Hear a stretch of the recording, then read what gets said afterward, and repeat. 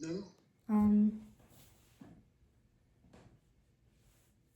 could you continue telling me about the civil rights movement, please? Sorry. Well, I think I was pretty much done. I said it was really a hard time to go through because you had so many things. You had the Vietnam War. You had a lot of riots, um, a lot of church burnings. That was terrible. Um, that was going on in the South mainly. Um, you had a lot of drugs seemed to be prevalent on everywhere, um, and not the passive, what I would call like the marijuana stuff. This was LSD and a lot of cocaine and all that kind of stuff. So it was just it came out later that some of the American authorities purposely put those drugs in those communities. Yeah. Yeah, it was part of that, some of that quote unquote experiments that went on. Yeah. Tragic. But can I tell you, I mean, going through it was, excuse me for saying it this way, going through it was hell. And I choose not to remember a lot of that. I choose to maybe dwell more on some of the positive things that happened during my life. Okay. But yeah, it left a mark on us. I lost a lot of close friends during the Vietnam War. A lot of guys that I went to school with. I lost a lot of guys that came back with Agent Orange, that died painful deaths. A lot of good. So, yeah, I choose. I mean, it's hard. It's hard to remember some of that stuff.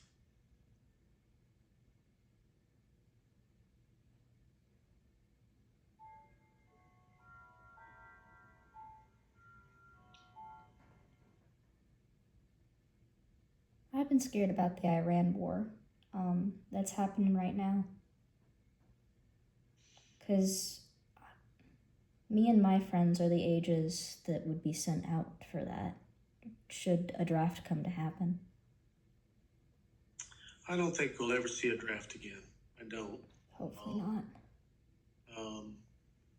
I think we've moved to the all volunteer, and there's a lot of, they seem to have no problems with recruiting.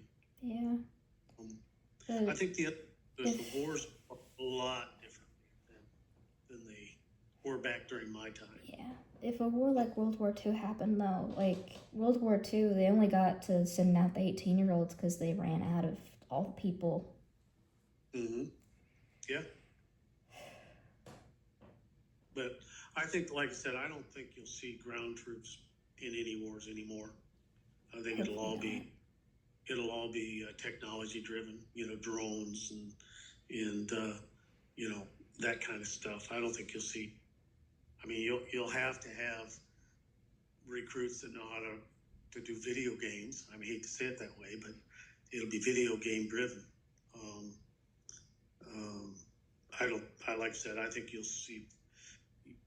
won't see the mass amount of foot soldiers fighting wars anymore. I think those days are gone. And that can either be, that can be good news or that can be bad news. But I think the destruction is going to be even worse than. But I don't know that I would worry about that. Because like I said, I don't think they'll call the draft back. Yeah. Like, honestly, though, like, I know people going into the military, and even if they're not sending out soldiers, I don't think that, like, these children, like, Aaliyah's 17 and she's joining the military. I don't think they understand what they're getting into. I think that if they had to kill somebody, I'm not sure how they would react, but I don't think they've been educated enough about that, and that makes me sad. I don't disagree, and I think part of that is what they call desensitized. There's a lot of quote unquote killing, and I'm not a video game player. I'm not. I'm in Dungeons and Dragons and all that kind of stuff. I don't even know what that's. All the stuff that Isaac plays a lot of, I think that helps desensitize you to the human loss. That worries me. Okay. And I even to the point where the school shootings and stuff, I think a lot of that, they're just desensitized to what killing someone is. There's no real feeling. And I'm not a psychologist, so. I heard that school shootings weren't a thing before Columbine, which I think happened in the early 2000s. Yes, I remember that day too.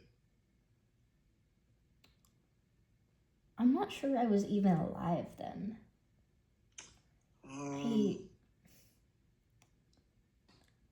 And honestly, I kind of wonder,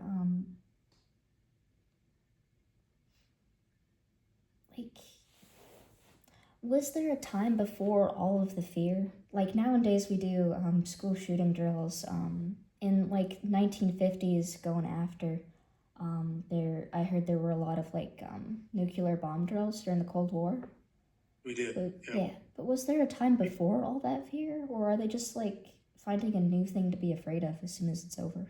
Well, when I was a kid, we used to have tornado drills, or fire drills. We got those too. Yeah, but then it became tornado drills. And I mean, the school that I was in, we had to jump out a slide. I mean, there was a slide built on the side of the school, and you jump through that little hoop, and slide down and run. Then you had the nuclear war threat, the bomb threat, and then you had to hunker down under, in a basement. And I mean, it was just that. Yeah, you've always got something. Back in Nebraska where I was raised, we had a lot of tornadoes, and yeah, you planned for all that stuff. But I remember one time we even had I was probably middle school, and we used to have to hide under our desks, So yeah, those were the days. So, but yeah, we've always had something to be afraid of. It seems like that's human nature. Yeah. I kind of wish I didn't live in the time where we had to be scared of our peers, though. I think that seems kind of sad. Oh, it is. Yeah, we have I think it's 3 different types of school shooter drills.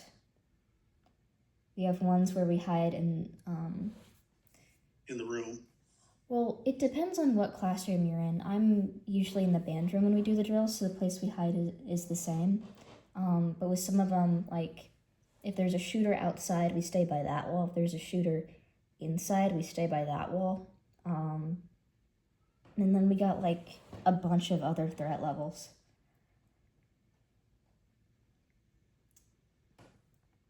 And it's all because people are scared that our peers, not adults, not a foreign country, they're scared that we're going to kill each other.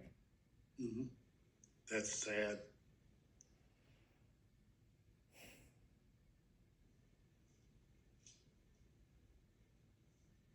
Yeah, that's really sad. Yeah. Again, a lot of that I think goes back to, I hate to say it, a lot of the video games, and I think, we have, I think, a serious problem with mental health. Yeah. I don't think we do enough, A, to diagnose it, B, to manage it. And there can be lots of reasons, and I don't know what they are. But you just gotta be safe. That doesn't tend to be enough, though. In my English class, I had to do a paper on an article about Columbine, And they were just like going through like example after example of children who killed other kids. There's this one who, if I recall correctly, they had already been diagnosed with a bunch of stuff. They had been going to therapy. And they strangled a 9-year-old because one of their video game stuff was out of reach. The foam cord. Yep. That's what I'm saying. Yeah. That Columbine was,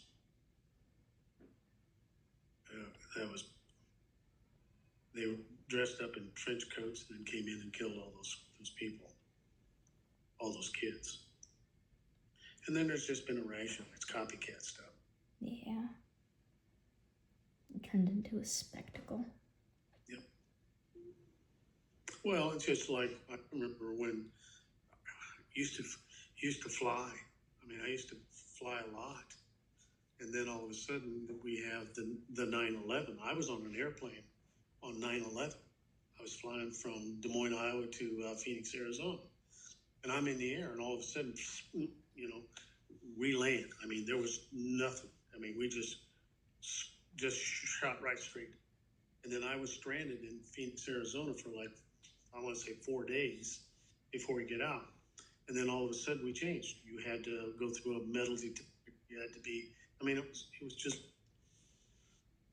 very shut down. I mean, but by the same token, I was amazed by the fact that it only took them like 3 or 4 days to implement all these, develop a plan and then implement it in 3 or 4 days.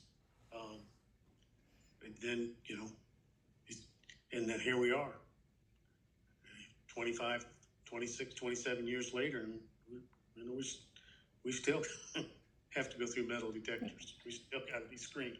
They're loosening up some of the security now, though. They have TSA pre-checked stuff where you just get like a background check and then you can walk right on through.